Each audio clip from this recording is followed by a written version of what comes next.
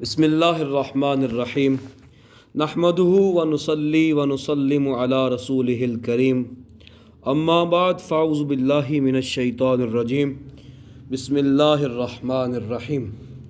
سلسلہ ایمان کی شاخیں لے کر ایک بار پھر حاضر ہیں۔ آج کی ہماری 8ویں قسط ہے اور آج کی ہماری ایمان کی 7ویں شاخ ہے۔ آج کا موضوع مرنے کے بعد والی زندگی پر ایمان ہے۔ تو آئیے اپنی گفتگو کو شروع کرتے ہیں۔ ایک مسلمان کا یہ عقیدہ ہونا بہت ضروری ہے کہ اس دارا فانی سے ایک نہ ایک دن کوچ کرنا ہے، چند ساعتیں گزار کر اپنا رخت سفر باندھنا ہے اور پھر دوبارہ بھی اٹھنا ہے اور حساب و کتاب دینا ہے، اپنے کیے ہوئے پر جزا اور سزا حاصل کرنا ہے۔ اللہ کا فرمان ہے بسم اللہ الرحمن الرحیم، زعم الذین کفروا ان لن یبعثوا قل بلا وربی لتبعثن ثم لتنبؤن بما علمتم۔ کفار یہ گمان کرتے ہیں کہ انہیں ہرگز دوبارہ زندہ نہ کیا جائے گا۔ آپ فرمائیے کیوں نہیں، میرے رب کی قسم تمہیں ضرور زندہ کیا جائے گا اور پھر تمہیں آگاہ کیا جائے گا جو تم کیا کرتے تھے۔ یعنی کفار مرنے کے بعد دوبارہ اٹھنے کا انکار کرتے تھے، مر کر دوبارہ زندہ ہونے کو خلاف عقل خیال کرتے تھے اور اسی بنا پر قیامت کا وہ انکار کرتے تھے۔ اس لیے وہ بڑے دعوے سے کہتے تھے لن یبعثوا، یعنی انہیں قبروں سے زندہ کر کے ہرگز نہیں اٹھایا جائے گا۔ ان کے اس دعوے کے بطلان کے لیے اللہ تعالیٰ نے اپنے حبیب کریم نبی کریم علیہ السلام کو حکم فرمایا کہ حضور آپ انہیں فرما دیں کہ تمہارا یہ خیال باطل ہے، اور میں اپنے رب کی قسم کھا کر کہتا ہوں کہ تمہیں دوبارہ زندہ کیا جائے گا، تمہارا دفتر عمل تمہارے سامنے کھولا جائے گا۔ اور فرمایا ایسا کرنا یہ میرے رب کے لیے ہرگز دشوار نہیں ہے۔ جس طرح اس نے کائنات کی تخلیق کے وقت کن فرمایا تھا اور سارا جہان نیست سے ہست ہو گیا تھا، اسی طرح اس وقت بھی اس کا ایک اشارہ ہوگا، تم سر جھکائے قبروں سے باہر نکل کھڑے ہوگے۔ بکھڑے ذرات کو مجتمع کرنا تمہارے لیے مشکل ہے، لیکن میرے اللہ کے لیے مشکل نہیں کہ جو اللہ علی کل شیء قدیر ہے۔ یاد رکھیں یہ دنیا دارالعمل ہے، دارالجزا نہیں۔ ہم یہاں دیکھتے ہیں کہ ایک آدمی بدکار اور بد کردار ہے، سراپا ظلم ہے، اس کے باوجود وہ بڑی عزت اور آرام اور سکون کی زندگی بسر کرتا ہے، اور دوسرا ایک طرف آدمی ہے وہ نیک ہے، مخلص ہے، انتہائی شریف ہے، لیکن پھر بھی عمر بھر طرح طرح کی مصیبتیں اور آزمائشیں اس پہ آتی رہتی ہیں۔ اگر موت انسانی زندگی کے قافلے کی آخری منزل ہوتی تو اس سے بڑی ناانصافی اور کیا ہو سکتی تھی کہ ایک شخص جو نیک اور صالح ہے وہ عمر بھر کانٹوں پر سوتا رہا، اور جو بدمعاش اور سفاک ہے اس کے مصائب اور آلام سے کبھی پالا نہیں پڑا ہو۔ ایسی ناگفتہ بحالت میں اخلاقی اقتدار کو کوئی بھی نہیں اپنائے گا۔ اس سے تو عظمت انسانی کے چمکتے چاند کو گرہن لگ جائے گا۔ قانون کی حکمرانی اور بالادستی کی بجائے جس کی لاٹھی اس کی بھینس کا رواج عام ہو جائے گا۔ فتنہ و فساد اپنی انتہائی حدود کو پہنچ جائے گا۔ قتل و غارت اور ڈاکہ زنی ہر سو عام ہو جائے گی۔ خالق کائنات جو عادل اور حکیم ہے، یہ اس کی حکمت کا تقاضا ہے کہ فانی زندگی کے بعد ایک باقی زندگی کا آغاز کرے جہاں عدل و انصاف کے تمام تقاضے پورے کیے جائیں، مخلص لوگوں کو ان کی مخلصانہ جد و جہد کا پورا صلہ دیا جائے، اور بدکاروں کو ان کی بدکاری کے باعث پوری سزا دی جائے، اور نیکوکاروں کو ان کی حوصلہ افزائی کی جائے۔ اس لیے اللہ نے فرمایا افلا یعلم اذا بعثر ما فی القبور، کہ کیا وہ اس وقت کو نہیں جانتے جب نکال لیا جائے گا جو کچھ قبروں میں ہے۔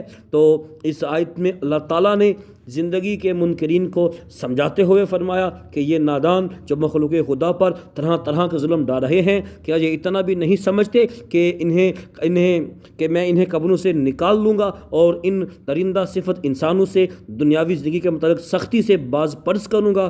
اور ایک اور مقام پر اللہ نے انسان کو غفلت کی چادر اتارنے اور عقل اور دانائی سے کام لینے کی دعوت بڑے ناصحانہ انداز میں فرمائی۔ اذا السماء انفطرت واذا الكواكب انتصرت واذا البحار فجرت واذا القبور بعثرت علمت نفس ما قدمت واخرت۔ فرمایا کہ قیامت کی ہولناکیوں کا ذکر فرمایا کہ جب آسمان پھٹ جائے گا، اس میں دراریں اور شگاف نمودار ہو جائیں گے، ستارے ٹوٹ ٹوٹ کر بکھرنے لگ جائیں گے، سمندر بہنے لگ جائیں گے، قبروں کو الٹ پلٹ کر رکھ دیا جائے گا، ان میں جو لوگ دفن ہیں وہ باہر آ جائیں گے۔ اس وقت انسانوں پر ان کی نیک اور بد عملی کی حقیقت آشکار ہو جائے گی۔ پھر آگے فرمایا اذا الشمس كورت واذا النجوم انقطرت واذا الجبال سيرت واذا العشار عطلت واذا الوحوش حشرت واذا البحار سجرت واذا النفوس زوجت واذا الموءودة سئلت بأي ذنب قتلت واذا الصحف نشرت واذا السماء كشطت واذا الجحيم سعرت واذا الجنة ازلفت علمت نفس ما احضرت۔ فرمایا حبیب یاد کرو جب سورج لپیٹ دیا جائے گا اور جب ستارے بکھر جائیں گے اور جب پہاڑوں کو اکھیر دیا جائے گا اور جب 10 ماہ کی گابن اونٹنیاں چھوٹی پڑیں گی اور جب وحشی جانور یکجا کر دیے جائیں گے اور جب سمندر برکا دیے جائیں گے اور جب جانیں جسموں سے جوڑی جائیں گی اور جب زندہ گور کی ہوئی بچی سے پوچھا جائے گا کہ وہ کس گناہ کے باعث ماری گئی، اور جب نامہ اعمال کھولے جائیں گے اور جب آسمان کی کھال ادھیڑ لی جائے گی اور جب جہنم دہکائی جائے گی اور جب جنت قریب کر دی جائے گی، تو اس دن ہر شخص جان لے گا کہ وہ کیا لے کر آیا ہے۔ اللہ تعالیٰ نے قرآن مجید میں بے شمار مقامات پر دنیاوی زندگی کے اختتام پر نئی شروع ہونے والی جو زندگی ہے یعنی حیات برزخ ہے، اس کا ذکر فرمایا ہے۔ اس دارا فانی میں چند دن گزار کر انسانی زندگی کا دوسرا سفر شروع ہوتا ہے، جسے برزخی زندگی کہتے ہیں۔ دنیاوی زندگی اور برزخی زندگی میں ریکوائرمنٹس کے اعتبار سے چونکہ خاصا فرق ہے، یہی وجہ ہے کہ بعض احباب حیات برزخی کو سمجھنے میں پریشان ہو جاتے ہیں۔ اس لیے اللہ نے فرمایا کیف تکفرون باللہ وکنتم امواتا فاحیاکم ثم یمیتکم ثم یحییکم ثم الیہ ترجعون۔ تم کیوں کر اللہ کا انکار کرتے ہو حالانکہ تم مردہ تھے، اس نے تمہیں زندہ کیا، پھر تمہیں مارے گا، پھر تمہیں زندہ کرے گا اور پھر اسی کی طرف تم پلٹائے جاؤ گے۔ اس مقام پر 2 موتوں اور اللہ نے 2 زندگی کا ذکر فرمایا وَهُوَ الَّذِي أَحْيَاكُمْ ثُمَّ يُمِيتُكُمْ ثُمَّ يُحْيِيكُمْ، اور وہی ہے جس نے تمہیں زندگی دی، پھر مارے گا، پھر زندگی عطا کر دے گا۔ اور کہیں فرمایا قُلِ اللَّهُ يُحْيِيكُمْ ثُمَّ يُمِيتُكُمْ ثُمَّ يَجْمَعُكُمْ إِلَى يَوْمِ الْقِيَامَةِ لَا رَيْبَ فِيهِ وَلَكِنَّ أَكْثَرَ النَّاسِ لَا يَعْلَمُونَ۔ فرمائیے اللہ نے تمہیں زندہ فرمایا ہے اور پھر وہی تمہیں مارے گا، پھر تمہیں جمع کرے گا قیامت کے دن، جس میں ذرہ شک نہیں، لیکن اکثر لوگ اس حقیقت کو نہیں جانتے۔ اور فرمایا قال فیہا تحیون وفیہا تموتون ومنہا تخرجون۔ فرمایا اسی زمین میں تم زندہ رہو گے، اسی میں مرو گے اور اسی سے تم اٹھائے جاؤ گے۔ نبی کریم علیہ السلام نے ارشاد فرمایا کما تحیون تموتون وکما تموتون تحشرون۔ فرمایا جس حالت پر تم اپنی زندگی گزارو گے اسی پر تمہیں موت آئے گی، اور جس حال میں موت آئے گی اسی حال میں قیامت کے روز کھڑے کیے جاؤ گے۔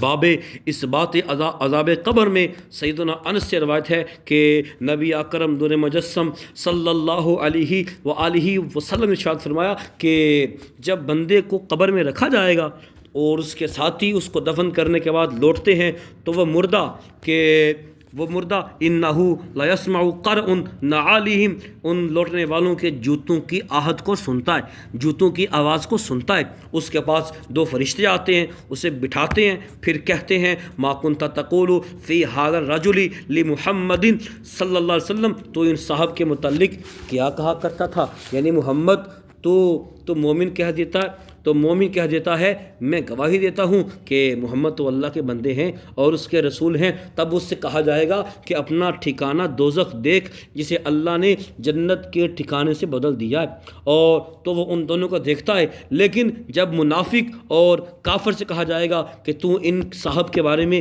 کیا کہا کرتا تھا، تو وہ کہے گا میں نہیں جانتا، تو میں نہیں جانتا، جو لوگ کہتے تھے میں وہی کہتا تھا۔ تو اسے کہا جائے گا تو نے یہ نہ پہچانا، نہ قرآن پڑھا، پھر اسے لوہے کے ہتھوڑوں سے مارا جائے گا، جس سے وہ ایسی چیخیں مارتا ہے کہ سوائے جن و انس کے تمام مخلوق اس کی چیخوں پکار کو سنتی ہے۔ ان مذکورہ بالا آیات اور حدیث میں قبر سے دوبارہ اٹھنے کی بات کی گئی۔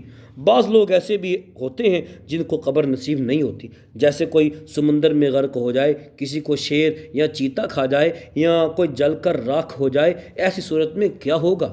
انسانی وجود میں دو چیزیں اللہ نے ودیت کی ہیں، مادی جسم اور روح۔ اس مادی جسم کو جو کچھ مرضی ہو جائے، جہاں مرضی رہے، اس کی روح بالکل سیف اینڈ ساؤنڈ ہوتی ہے، جس پر نہ شیر اور چیتا حملہ کر سکتا ہے، نہ آگ سے اپنی لپیٹ میں لے سکتی ہے۔ اور جب قیامت آئے گی، جسم کے جو ذرات پوری کائنات میں بکھرے ہوئے ہوں گے، مجتمع ہو کر روح کے ساتھ متعلق ہو جائیں گے۔ وہ جسم جہاں بھی رہے گا، اس کی روح کا اس کے ساتھ تعلق رہے گا۔ جس جگہ یہ جسم ہوگا، وہیں سے اس کو دوبارہ نکالا جائے گا، وہ قبر میں ہو یا مچھلی، شیر، چیتے وغیرہ کے پیٹ میں ہو، اور یہی اس کی حیات بعد الممات ہے۔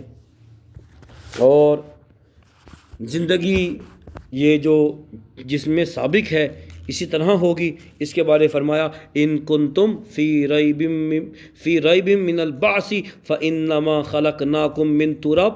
اگر تمہیں مرنے کے بعد اٹھنے میں شک ہے تو تمہیں معلوم ہونا چاہیے کہ ہم نے پہلے بھی تمہیں مٹی سے پیدا کیا تھا۔ جو ذات انسان کی تخلیق پہلی مٹی سے کر سکتی ہے، تو وہ اس کی نشات ثانیہ مٹی یا کسی اور شے سے کیوں کر نہیں بنا سکتی؟ کہیں فرمایا قال من یحیی العظام وہی رمیم قل یحییھا الذی انشأھا اول مرہ۔ ان سے کہیے کون ہڈیوں کو دوبارہ زندہ کرے گا جب کہ وہ بسیدہ ہو چکی ہوں گی؟ فرما دیں ان کو وہی زندہ کرے گا جس نے پہلی بار انہیں زندگی بخشی۔ کہیں فرمایا قل کونوا حجارۃ او جدیدا او خلقنا مما یکبر فی صدورکم فسیقولون من یعیدنا قل الذی فطرکم اول مرہ۔ ان سے کہو خواہ تم پتھر بن جاؤ یا لوہا، کوئی ایسی چیز جس کا زندہ ہونا تمہارے خیال میں ناممکن ہو، پھر وہ پوچھیں کہ ہمیں دوبارہ کون زندہ کرے گا، تو فرما دو کہ وہی ہے جس نے پہلی بار تم کو پیدا کیا تھا۔ ان تمام آیات میں ایک بات واضح ہوگی، اور اس بات کو واضح کیا گیا کہ جس ذات نے تمہیں پہلے بنایا ہے وہی تمہیں دوبارہ زندہ کرے گا، اور اس جسم پر زندہ کرے گا جس جسم پر اس نے تمہیں پہلے زندہ فرمایا تھا۔ فاروق اعظم سے روایت ہے، آپ فرماتے ہیں الایمان ان تؤمن باللہ والملائکۃ وکتبہ ورسلہ وبالبعث بعد الموت وبالقدر کلہ، کہ ایمان یہ ہے کہ تم اللہ پر، فرشتوں پر، کتابوں پر، رسولوں پر، مرنے کے بعد اٹھنے پر اور تقدیر پر ایمان لاؤ۔ تو یہ ہم نے مرنے کے بعد اٹھنے والی جو زندگی ہے، مرنے کے بعد جو زندگی ملنے والی ہے، اس کے بارے میں ہم نے سنا کہ اس پر بھی ایمان رکھنا یہ ایمان کی شاخوں میں سے ایک شاخ ہے۔ تو اللہ سے دعا ہے اللہ تعالی ہمیں عمل کی توفیق عطا فرمائے۔ وما توفیقی الا باللہ۔